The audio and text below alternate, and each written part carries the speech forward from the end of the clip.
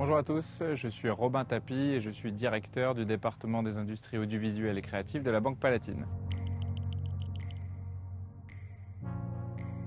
Alors les industries culturelles et créatives sont un secteur d'activité clé en France, déjà sur le plan économique, c'est plus de 100 milliards d'euros de chiffre d'affaires et plus d'1,1 million d'emplois directs et indirects.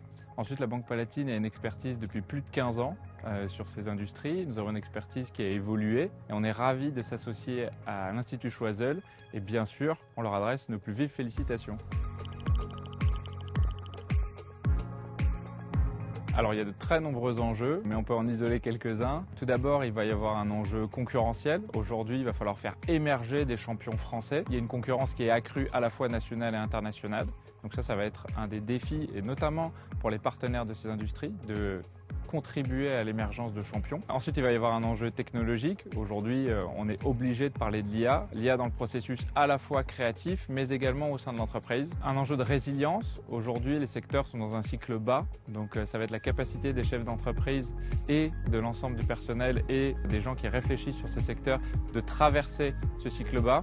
Et enfin, un enjeu d'hybridation. Aujourd'hui, les contenus voyagent. Le cinéma parle à la mode, les jeux vidéo parlent à l'animation. Donc, ça va être d'intégrer des propriétés intellectuelles, des marques au travers de cet enjeu d'hybridation.